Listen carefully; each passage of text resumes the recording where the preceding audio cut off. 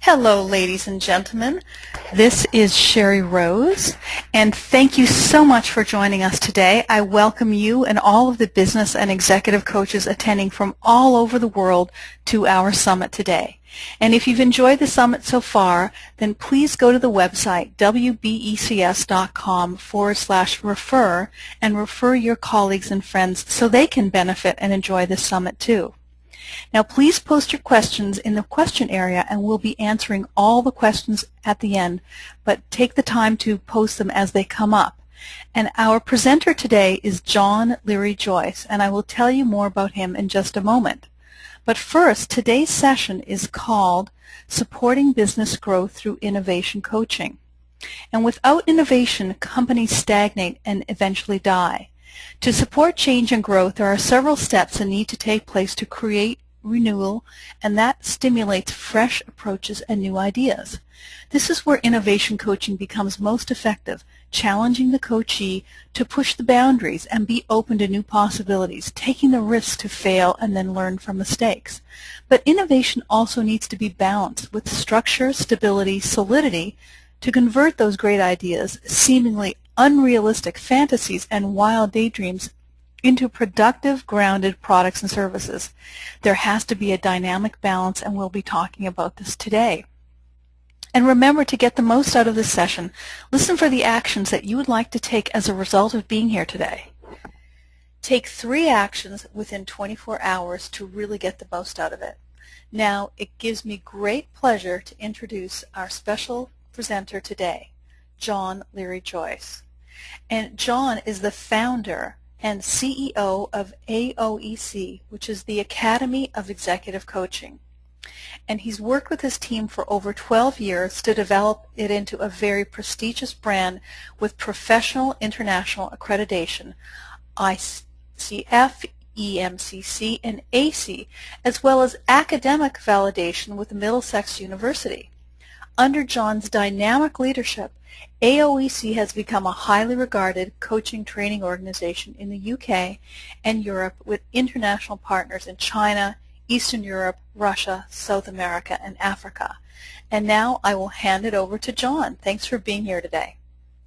Hello, Sherry. Thank you very much indeed for that very full introduction. As I said in the original taster webinar, I believe that the work that Ben has been doing, and yourself, Sherry, is a great role model for innovative thinking and action. And also, in that taster webinar, I shared with you the roots of my deep commitment to creative communication and innovative dialogue. And that first experience for me was growing up in Northern Ireland, in my home country, during that terrible conflict that we had. It was a really painful struggle that caused by the rigidity of the social structure and the inability for people to engage in dialogue. And as a young 18-year-old, I really couldn't bear it. I couldn't see how I could make any difference, and I left. But you know, it set up in me a personal drive to improve communication between individuals and in organizations. You know, sadly, it took 30 years of deadlock in my country before politicians and social leaders eventually found routes to open communication and to engage in a creative exchange. Another early experience for me was as a woodwork teacher when I worked with disturbed boys in a residential school. And what I was doing with them was trying to get them to express who they were through the medium of wood. And through trial and error, I discovered that by teaching them the basic structure of wood carving, as opposed to trying to make furniture, which actually, if you've done it, is incredibly difficult, when they got into understanding how to use the chisels and the mallets and how to work with the wood, they discovered a great deal of satisfaction, and it gave in them a sense of self-belief, which they, of course, were sadly lacking. I went on from that to train as a psychotherapist and then as an organizational psychologist. So I was beginning to work then with organizations, first as a management consultant and then as an executive coach before founding and leading the Academy of Executive Coaching. And I'm sure this happens to you, that your thinking and your experience evolves and develops over the years.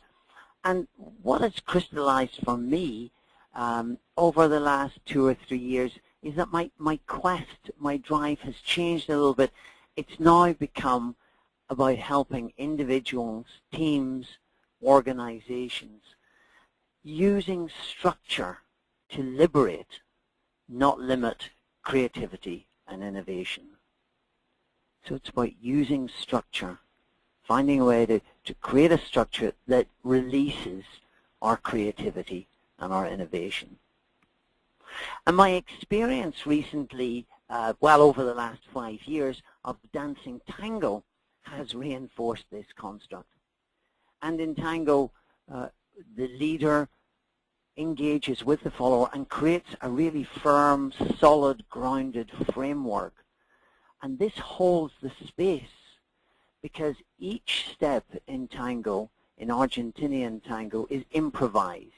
And the structure allows for the couple together to interpret the music and to move creatively within the space of the dance and the people. I now consistently talk about coaching being essentially the same. We provide that safe, contained space through our theoretical frameworks, our attitude, our methodology, and that allows our coachee to venture into those risky, uncharted waters and discover new solutions to those old and baffling problems. Now, not only have I been exploring these concepts as an executive coach and as a coach supervisor, but also as the CEO, as the leader of the AOEC, where we are constantly needing to find innovative ways of moving forward, of adapting to the market as the coaching market is changing and growing and developing. So we need to find new ways of engaging with the market, but at the same time paying close attention to the core systems, the process, the structures that form the backbone of the company. So actually, very exciting opportunity arose in this area last year when I was asked by the HRD of a major bank to come up with a structure that would help him mobilize greater innovation in their organization. So again, we have this combination of looking for a structure, a framework that would support innovation and creativity in their organization. And of course, being someone who loves innovation, this galvanized me into action, really to pull together all of my years of experience and to create a coaching model and a coaching program that would serve his needs. Just around the same time, Ben called me and asked if I'd like to join the WebEx team this year and share my latest thinking and practice. So I offered this webinar for you today, supporting business growth through innovation coaching. And of course, well, could I do a presentation on innovation without having not being innovative myself in the way I delivered it? So I asked a young colleague, a great animator, Gemma Burda, to help me develop and illustrate a storyline based around the metaphor of cultivating innovation in organizations as cultivating plants in a garden. So being a leader is like being a gardener. You need to carefully attend to the innovation, the plants that will bear fruits for your business. And when we manage our organization ecosystem efficiently and provide a culture for innovation, then we have a sustainable and wonderful environment that gives us the rewards and the success we need. However, we can easily become distracted by the need for structural change, for cost saving, for profit margins, to manage the share price. We let the R&D and the L&D budget slide. We rely on the initial success, the cash cows that got us there. We don't see the gradual choking of our original thinking that was the source of our wealth. Kodak Limited was a classic example of this. Their R&D team invented the first digital camera back in 1975. However, they rapidly dropped the groundbreaking product out of fear that it would threaten the existing film business. They're now dead, taken over by the competition who did see the potential of the new technology. Many companies have been caught out by the economic recession that we're in. They were dependent on the traditional safe markets, and without creative thinking and adventuring into uncharted territories, they've not survived. But many have had that wake-up call before it's too late. They've actually realized that there is a lot that they're losing. But what to do? Organizations under inspired and determined leadership can make the necessary changes. Procter & Gamble in 2000 embraced innovation to encourage a bottom-up, anyone can contribute an idea culture when faced with the growth of private label brands and a sharp decline in share price. But very often leaders who have been successful in the past are unable to see an alternative strategy. This is where the help of an innovative coach is valuable. Now, we know as coaches we're not there to tell the leader what they should do, but to provide that safe structure that allows them to see the brutal facts, face the failure of the present system, and support them to take the difficult actions that will clear out the dead wood. Now, many consultants are really good at clearing out the dead wood, the slash and the burn that actually clears out the weak and the depleted parts of the organization and leave it in a more healthy position, but, you know, quite depleted. So what to do? What does the coach, what does the innovative coach support the leader to do? Well, we're encouraging the leader to identify and retain the resources to identify what's productive in its culture. There's a great adage in coaching, there's no failure, only feedback. This encourages leaders to learn from rather than be ashamed of mistakes. With this attitude, leaders are more likely to admit when things are not working and face up to changing them. This creates a rich source of learning for the future, which we have here in our metaphor, the compost heap. It also builds a more sustainable ecosystem that doesn't need the artificial fertilizers of finance to boost it. So, with coaching to support a dynamic balance between structure and innovation, the company begins to grow, flourish, and revitalize itself. But let's take a look at that dynamic balance and what it involves. 100 years have passed since the influential economist Joseph Schumpeter first recognized that innovation was the driving force of economic progress, and that entrepreneurial leaders, passionate, driven, creative, optimistic risk-takers are the agents of that innovation. However, in my experience as a coach and entrepreneur leader, is that too much innovation without enough structure leaves the organization out of balance.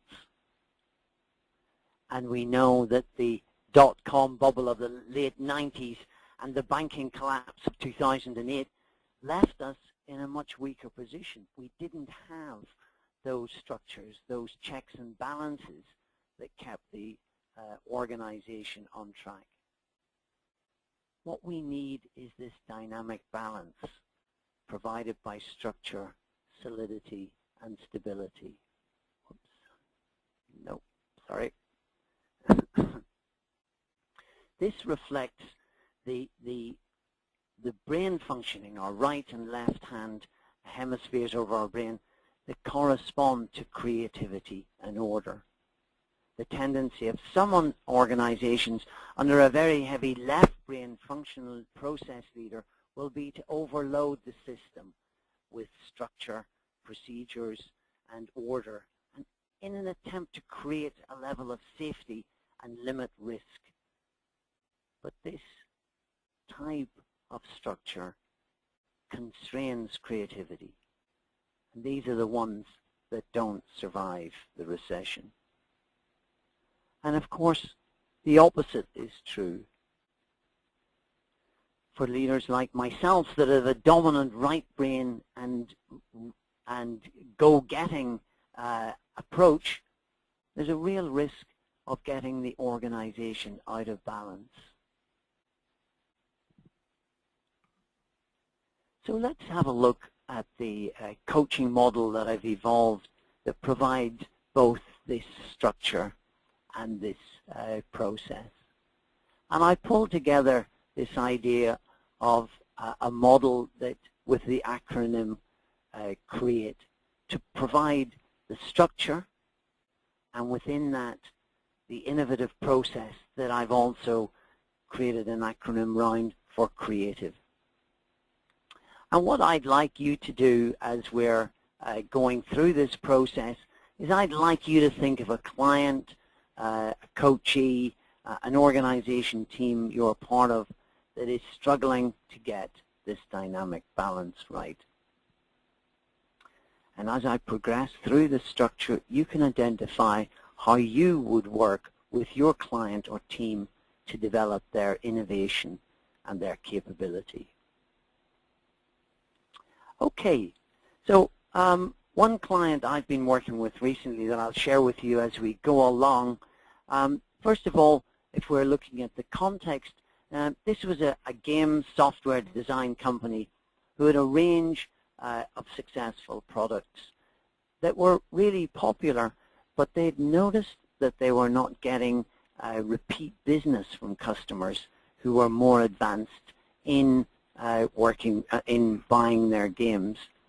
So I had a chat with the CEO, and he invited me in to talk to him and his design team about how they could create intermediate level products, games that their customers may want to buy. So I looked, first of all, I looked at the context, so I invite you to think of your organization, the culture, the people involved, their openness to change. You know, is there an open door? Are we able to find ways of being creative? Is the structure flexible enough? Is the organizational vision, purpose, strategy, does that support the innovation that you're being invited to take forward? So inquiring into those elements, what are they looking forward to? And of course, my organization here was obviously one that was into being creative in terms of developing their products, but I also had to have a look at were they as an organization creative in the way they related to each other. And that's where I began to see that there were some gaps, that their design teams didn't actually talk to each other. There was a great sense of people getting into looking at their screens and being phenomenally creative in terms of their software development and their games development, but actually not so creative in relating to each other. Within this organization, funding was not an issue. They had a great R&D budget. They were open to that. It was their key to success. So in this situation, that was not an issue. But you might find that although they talk a good game, everybody is focused on crunching the numbers or delivering the tasks. So checking that out, checking out what other resources are available. Is the organization willing to put the technical resources behind it? Are the material elements available? Is there the intellectual capability being put into this activity to help the organization make the changes that it's looking for? And in my situation, of course, they were great in the technical side. Were they willing to really think about the style of leadership that they had, the level of communication? Well, that was part of, I saw my coaching role was to help clarify some of those elements. Is there a commitment? I've worked with lots of organizations that have said, yeah, we want to go and do this, we want to change that. But actually, when you get into it, there's not a lot of heart for that change. Things have been reasonably good the way they've been before, and the change potentially has a lot of downsides and a bit messy and difficult. So how do you gauge that commitment? Well, as a coach, you will know how you make that assessment, how you evaluate whether your coachee is up for the challenge for meeting the objectives they've set out. And of course, is there a realistic time frame? This organization, my organization, had invited me in for a 6-month period. So that was doing a number of monthly sessions, coaching the CEO, meeting the design team, doing some inquiry about the organizational system, some team coaching. And they set this up as a time frame over a 6-month period. So I agreed to that, and we went forward. And the next step, after clarifying the context in terms of creating this structure that supports innovation, is identifying what do they want? What are the results? I mean, these are great coaching questions that we always ask at the beginning of our sessions. What do you want out of it? Where are we going? What are the objectives? And of course, that helps to flush out, is there a real energy? Is there a real commitment here? So we get out, we get the objectives, what's expected, what's possible. Is it realistic? Are the objectives that they're setting out, is the time frame, is the commitment, is it realistic? The objectives that my games company were aiming for was a 20% repeat customer order over in a 12-month period. So I thought that was a really good, hard objective that they could measure, and I agreed to support them and work with them to see how they would attain that. I didn't know whether they could actually make that target, but it was a good one. It seemed realistic. The track record, well, they have been a successful company, been going, I think, about 7 years, and they had made some really successful moves. They had broken into different markets. They were pretty successful, but there was some concern about how they would meet the new competition coming up. So they had a track record of success. They had also recognized some of the failures that they had hit up against, and part of my discussion with them was understanding what they're learning from that. And from that, of course, as a coach, you get clear what the contract is, what's expected from you, what you're expecting of them and what the process will be that you're going through. So this is where we might move into the innovation component of the coaching exchange. So if we are going to be innovative in our style, we've got to think, how are we going to do this that actually, as it were, walks the talk. So what I've done here is I've put together the methods, the approaches that I use in my practice, and I've collected them under a series of letters, which spells out creative, which I think is very appropriate. But what I did with this was to collect together just the different elements that I think are very important, and I'll talk these through with you.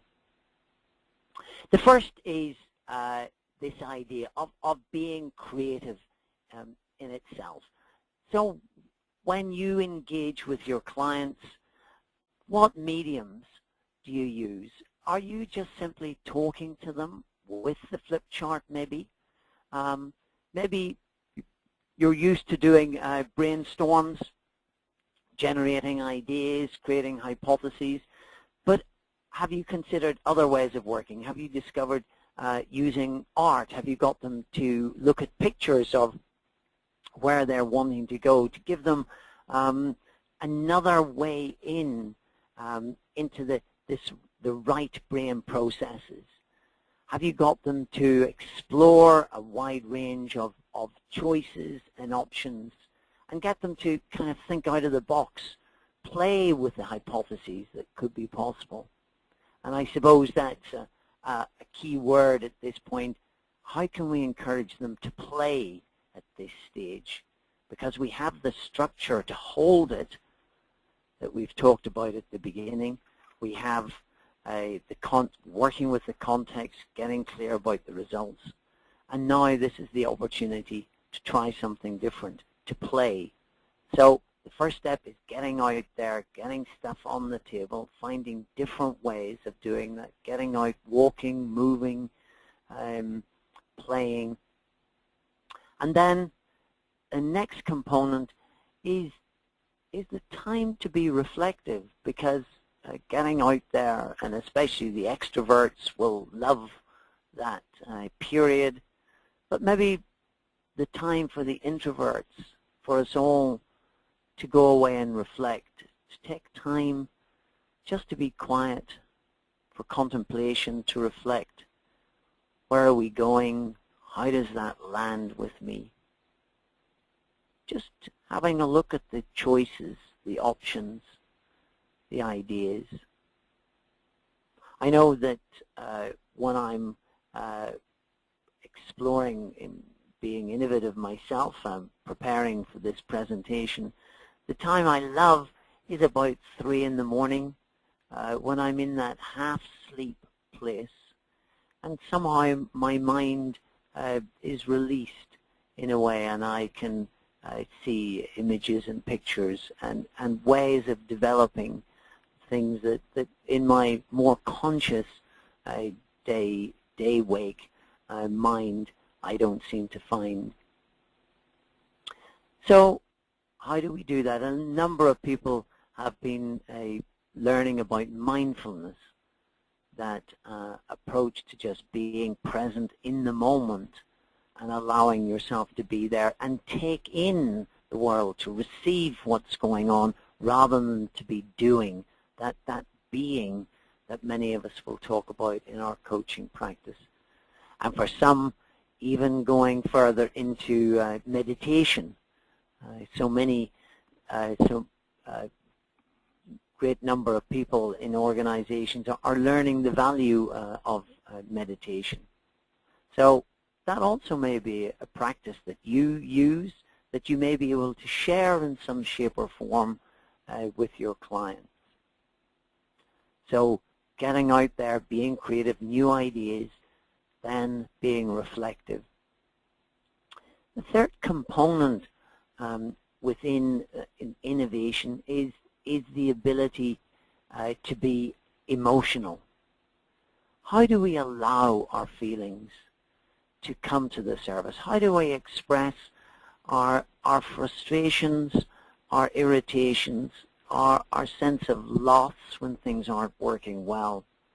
How often do we try to restrain those, to shut them down, especially when leaders have that dilemma about, we talk a lot about authentic leadership these days, when it's about important for the leaders to express who they are. But what happens when the expression of those feelings are about feeling a bit lost, about feeling a bit depressed about the process?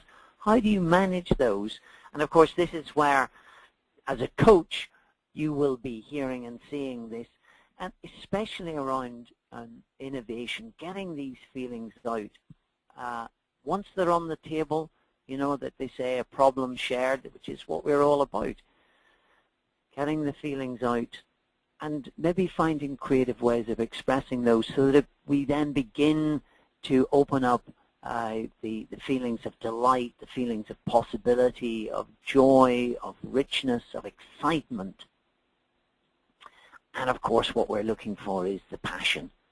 We're looking for the commitment to the new ideas, because we know that going forward with new ideas and change has risk.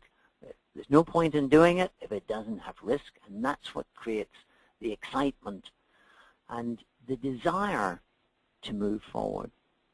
So maybe as a coach working on an innovative project with your coachee, with your client, you have to tap into, find the desire. And if you're doing team coaching, of course, you have the opportunity of connecting with those that do have that spark, maybe those extroverts that are able to actually give some voice to their enthusiasm and their willingness to go forward. So tap in to the emotional component, encourage and draw that up to the surface and get them engaged with it. So having drawn out the feelings, and one key part, as I said earlier, is that the part that's willing to be passionate and have that desire about taking risks. Because if they're not willing to be adventurous, if you haven't got the CEO who's willing to step out of the old patterns, to break the rules, to take risks, to stretch and challenge. And of course, your job as a coach is about challenging. You're challenging their boundaries so that they push them, they open them up. I always say that coaching is about keeping your coachee on the edge of their seat, not falling off with panic and anxiety, and not sitting back in complacency, but actually they're slightly anxious. I think we should be keeping our coachees in that alive, anxious state. And as I say, not anxiety that's debilitating. Again, it's providing the structure and the safety that creates a level of excitement and energy that takes you forward. So stretching, challenging, helping them to take their ideas, and we'll see later how we check them out. Now, this was in my acronym CREATIVE. I was looking for some letter, some word that fitted this part of ourselves. How do we bring our whole selves into our process of being creative? How do we move in ourselves? How do we express that in our body? Because I don't know if you're aware, but your emotions are carried in your physical structure of your body, and who you are and how you express yourself. And that inspiration comes across in your body language, which we know so well. And how are we able to touch each other physically in some cases? Even just the way we shake hands, the way we give a welcoming kiss or hug allows for that connection that helps us pull together. and gives us that freedom to get excited, because it's in our bodies that we experience the excitement. So how do we get them to engage with it? And I took my team. I first of all took the creative teams, and I got them outside walking, talking together. We went on a short walk through the park, and we were kind of looking at the trees and looking at the kids playing, and just got them moving and freeing up, got them away from being in front of their screens, and opening up their minds. And for a number of them that was a bit awkward to start with, but the walk in the park and inviting them to just notice what they see when they looked at the kids, as I said, looked at the animals that were around, and just come into themselves. And in that process, they began to chat. They began to connect in a different way. And they began, some of them got onto the swings and the roundabouts in the park and started to push each other and jostle. They're quite a young bunch in their early 20s. And so they began to have some fun together, and that kind of loosened up everything. So when we came back to the room to start playing with our ideas, it had opened up, it had loosened them to engage with each other in a different way. So I encourage you to do experiments. I don't know whether you've done sculpting, got a group or a team of people, or even using objects to manifest the system in a physical form, so that you kind of see where people are standing. Or is one person standing right in the corner of the room? Is somebody standing tall on a chair in the middle, being incredibly dominant? Creating the system so that you can see it in a physical way is very powerful. So I do encourage you to use that.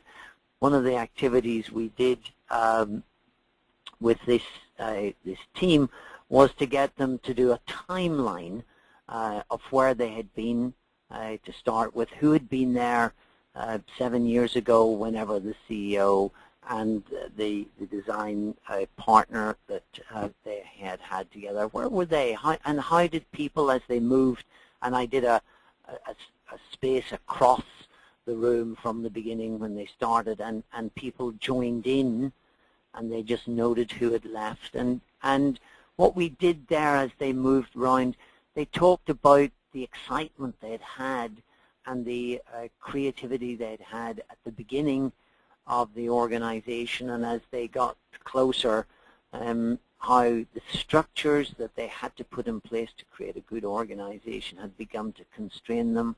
The CEO and his partner, who was the key designer, had got so caught up in the running of the business, they had lost some of their excitement and enthusiasm for the product that they had loved so much at the beginning. So just getting them to understand that and bringing them up to the present, where they stood together and they created a sort of a shape and a space of what they thought the organization was like. And then we progressed through looking at what did they want the organization to look like in terms of the way the people connected and their aspirations and ideas. So this idea of a walking timeline can be very powerful, and it's this combination of getting them to connect with their emotions, with some play in a physical way. So I do encourage you to be tactile and engage. And of course, you do have to be aware of cultural sensitivities. Not all cultures are open to physical contact and do want to move a lot. So that's something you have to adapt to when you're working with within the national cultures within different organizations. Okay, the sixth component is intuition. Most great ideas come, well, if they're like me at 3 o'clock in the morning, you have a time, maybe when you're in a reflective space, to just tap into, you know, what's going on, what's my hunch, what's the gut feel that I have when I walk into the building. What happens? Does my heart sink when I walk into the office, or do I come alive? What's my impression, and where do I think we might be able to go to? Allowing yourself to drop into a sense of mystery about the magic of it, because you know what is luck? You know, when I look at the way I run my organization, you do your best, you put the structures in place, you have innovative ideas, and you know, just some of them don't work. Things just don't happen the way you want them to. There is that element of luck and fate. I love the Eastern expression, trust in the Lord, so in the future and the inspiration, but tie up your camel. So the idea that you take the precautions that you need to, but then you also hand yourself over to something that's greater than yourself. And that Eastern notion of surrender, to allowing yourself to go with and just trust that sense of intuition. So again, for you as the coach leading this, that's something you need to be in touch with, and as the way you work with your coachee or your team. And also you want to be encouraging your people in your team to find that. And of course I, in my chats, my coaching sessions with the CEO, and it's interesting I used the word chats, because not only did we meet in formal sessions, but we occasionally had a coffee or a lunch to catch up on things. And sometimes in those less formal situations where we're just sitting having a drink, and I say, well, you know, what do you imagine could happen? What's the possibilities here? What's your gut feel for this? And he was great at tapping into that, because there was that part of him that definitely did have that right brain side that was quite willing to tap into that mystery. And he did have what some might call a spiritual dimension. He had a belief in some greater power.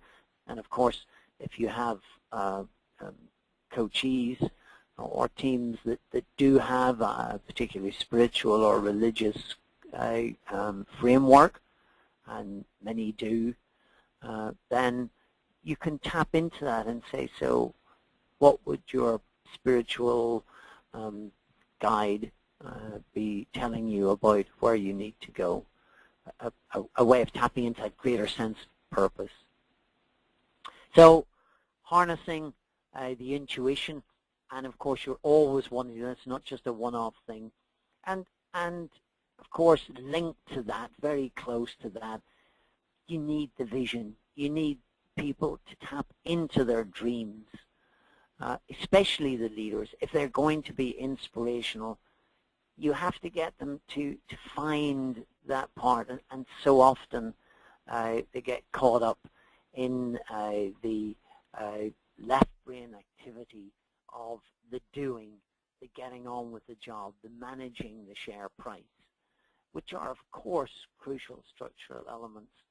But unless people have time to dream, to kind of imagine new horizons, to inspire people, then of course it doesn't tap into that emotional part, the creativity, the adventurousness. So again, encouraging people to dream, to share their dreams. And sometimes even if you can get people to, sometimes or occasionally when I've been working with individuals or teams, they've been willing to share a nighttime dream that they've had, especially when it's been pertinent to the work we've been doing. And we begin to use that. Dreams are, if we treat them as a metaphor, then you can have great fun playing with those metaphors and seeing where they take you into new and uncharted areas. And finally here, we're looking at the level of vitality, the energy that the individual is bringing. It really just connects with all of these different elements. And, you know, it's important to honor when your coachee and the team doesn't have the energy. And of course, you may have various ways of working with the energy in the room. In my coach training programs, I say that there are two ways of working with the energy, especially if the energy is low. There's one route to mobilizing, energizing, getting people to stand up, use their bodies, move, find the positive, the energetic, the way forward that revitalizes, opens up that the spontaneity and the energy, doing just physical shakeouts and stuff. So that's one way. The other route of working with energy is to allow it to be totally the way it is. So if someone is feeling low, allow them to experience the lowness. Because you know that when we accept someone where they are, then something quite magical happens. People, when they're allowed to be a bit flat for a period, they're allowed to express the flatness, they somehow come round and they discover, yeah, actually, the world's not that bad. It's not that dull. Yeah, there is a spark here. I don't know why I'm getting myself so bothered and fed up, because there are some really good things. So when we can work with energy going either way. But what we're looking for is that level of expression, even if it's an expression of being fed up, being bored, allowing that to be it, to do it, to show me how bored you can be, show me how depressed you can be. And a strange thing happens. It kind of releases, you know, the opposite, and something actually very interesting occurs. But all of the time, we're working with the level of finding imagination, using all of the elements that we've talked about before to create the openness to the new, to the being spontaneous. So that's my creative process, and I just want you to be clear, this is not some sequence that you run through. These are just indicators of the areas that you really need to be paying attention to if you're going to open up and get people to think and engage creatively. So we've done the creative bit, we've done the right brain stuff. Now, like a sandwich, we're back to the left brain stuff. We're looking at, having explored the ideas, come on guys, let's think it through. What's going to work here? What's the risk involved? What are the consequences for this investment? And in my software company, they looked at how they needed to create a team that linked those that ran the basic games programs and those that ran the advanced games programs, and they needed to find a sort of intermediate level. And so they talked about who might fit in that area. They explored the sort of structures and ideas that they might use. I'm not an online games player, so I didn't really understand a lot of the technology and the structures they were talking about, but they were excited about what they could do. They looked at the risks involved. Would they detract from what they did in other parts of the business? Excuse me, bit of a dry throat. And of course, I got the CFO to look at the financial implications, taking people off one project, put them on another. What would the cost be to that? How much sorry, could they develop? And we looked at in a very structured left brain way, what were the outcomes. And they refined those and took them forward. Excuse me a second. Sorry, I've just got a bit of a dry throat there. So, analyzing, and then, of course, get on with it. You know, we've done all of this thinking, this planning. We've analyzed it to death. Maybe, you know, let's do it. Let's at least run the trial, the test. Get on with it. Make a commitment to it. You know, so we started out with commitment as part of the context. Were they willing to engage with it? So where is the commitment now to doing it? And again, what I think is so crucial in coaching is about the learning from the mistakes, because you never will innovate at anything unless you actually hit the mistakes. You know, all entrepreneurs say they only, what is it, they only generate one idea out of 5. You know, the other 4 are attempts, they're trials that don't work out. So you have to, making mistakes is difficult, it's painful, I know, personally, of course, but they're the place where we learn. But it's about getting on with it. And if you've clarified the commitment at the beginning in the context, then when you come to hit it, when the, as they say, the rubber hits the road, bam, are they willing to do it? So my guys they were ready, they were up for it, they had worked out what they were going to do, and then they set up the pilots. That was the point that I left them. So after 6 months, they had got to where they wanted to go. I left them to it. They knew what they were about. They'd found their way forward. And finally, what do we look for in the end? We're looking for, so what's the results? What happens when they've done the tryout? Do they want to roll it out, implement it? You know, the measures, the return on investment. What's the consequence? All this really good stuff that's crucial and really important. In my case, the objective they set themselves was a 20% customer return, and that was something they could measure quite easily. After a year, they had, I think, somewhere around 10%. So it was about half of what they had hoped for, but nevertheless, that was a big step for them.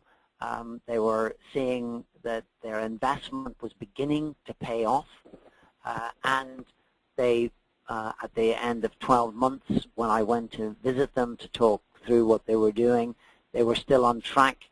They had found new ways of engaging, and they believed that this was the right track, and they were going to then commit another 12 months to roll it out and evolve and develop it. So they were pleased with the outcome. Wasn't as fabulous as they had hoped and wished for, and but they had the vision, they had the way forward, and they were going for it with great energy and delight. So what I want to say is, here's the model. This is not a rule book, but it is what I like to think of as a bit of the sandwich. You know, you've got the structure, the context, the results, the analysis, the try it and the evaluate. That's the structure, and then the innovation, the exploring in the middle. And what we're looking for is that dynamic balance. We're looking for that change to hold the structure from the innovation, getting that balance, the innovation and the structure. And the right and the left sides of the brain, how do we develop that? And what we're looking for is really about creating that fertile ground in order to support the innovation, the growth, and the development. And just as a closing word, I'm part of the baby boomer generation, and I'm sure many of you on this call are part of that or coming through from the Generation X.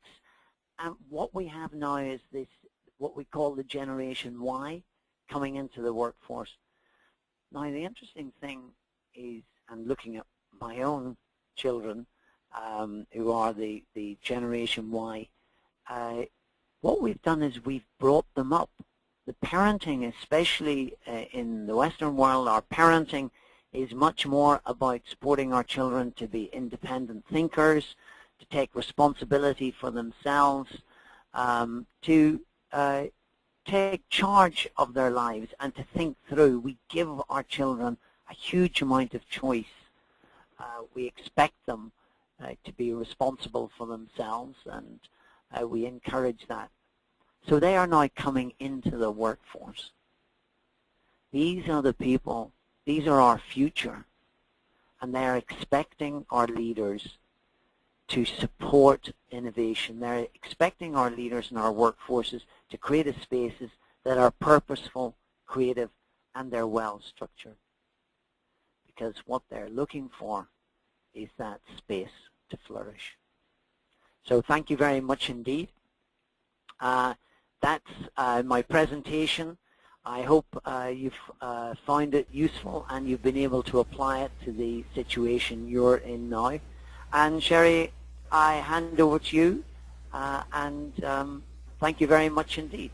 Great, and we have a lot of questions and comments that have come in, and we will start taking those now. And just a reminder that the slides of this recording will be available in the member portal, and as well as the notes when they become available. So now we will take the questions, and thank everybody for your participation today.